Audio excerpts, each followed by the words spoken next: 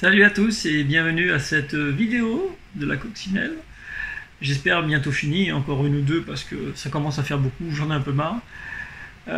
Première semaine de confinement Covid-19, hein, c'est pas tout picolé, il faut s'occuper. Donc j'espère que ça va vous plaire, allez en avant, vous allez voir, j'ai pas mal avancé et on va essayer de finir pour la fin du confinement, si j'en passe 3 à 4 ans. Bon, alors avant toute chose, il faut commencer par bien nettoyer tout ce qu'il y avait dans la voiture. Ça n'a jamais dû voir l'eau. Moi, je prends un produit qui est un nourrissant cuir et quelque chose qui va vraiment le rattraper en même temps. Donc j'applique le produit simplement à la main sans insister parce que vous voyez, moi c'est à la lustreuse que j'ai fait ça. Ne pas appuyer trop fort avec la lustreuse. Et après le passage à la lustreuse, évidemment, on essuie. On voit déjà que le résultat est pas mal et je fais pareil pour tous les autres éléments de la voiture.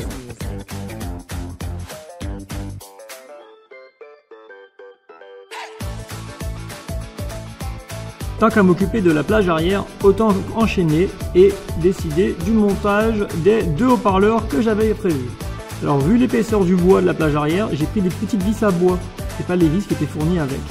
Et donc on enchaîne avec l'audio, la radio, j'ai pris une petite radio toute discrète, calibre, Bluetooth.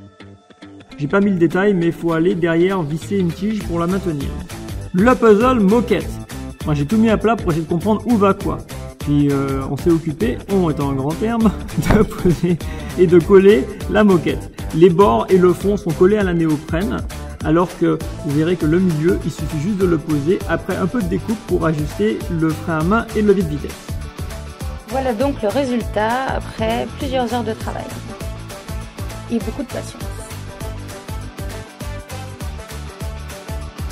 Les pare-soleil, même méthode, j'applique le produit qui va bien et à la lustreuse sans appuyer, je nettoie.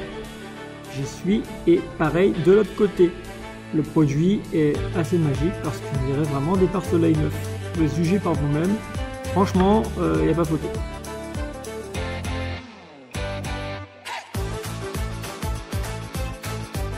De la même façon, pour les petits plastiques intérieurs autour des pare-soleil, nettoyez-les et nourrissez-les avant tout montage. Et justement, quand on parle de montage, celui des pare-soleil est une horreur, parce qu'il faut retrouver les trous à travers le ciel de toit. Dans mon cas en plus, non seulement j'ai galéré, mais il a fallu que je les monte à l'envers. Donc heureusement, j'ai eu un petit coup de main, parce que je n'ai pas assez de patience. Quant au rétro central, il suffit de faire une entaille dans le ciel de toit et de forcer, forcer, forcer, et il se clipse. Ou pas.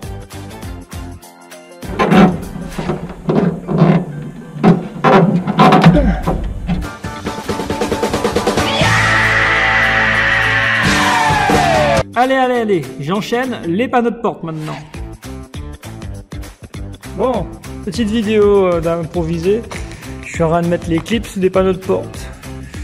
Je veux pas dire, mais ces trucs là, hop, ça semble simple à foutre là-dedans. Mais ça t'explose les doigts. Tu veux pas abîmer ton panneau de porte, tu veux pas abîmer les cuirs, tu veux pas abîmer quoi que ce soit. C'est terriblement chiant. Alors moi je les mets d'une façon, je prends un petit tournevis le plus plat possible, j'appuie, je soulève en faisant levier tout en appuyant derrière. Mais quand t'as fait les deux panneaux arrière et l'avant, c'est une merde, c'est une merde.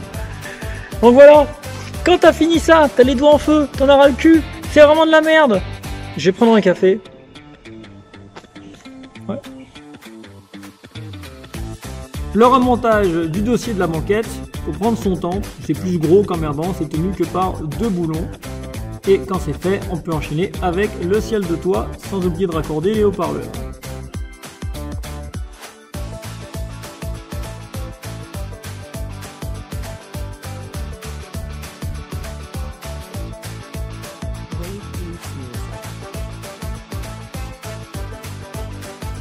À ceux qui se le demandent, la barre de fer là que je positionne, elle permet elle se clipse dans la porte de la coccinelle et ça permet quand on tire sur la poignée de ne pas arracher tout parce qu'évidemment un panneau de porte tenu qu'avec des rivets ça sert pas à grand chose. Là au moins c'est secure et ça bougera plus.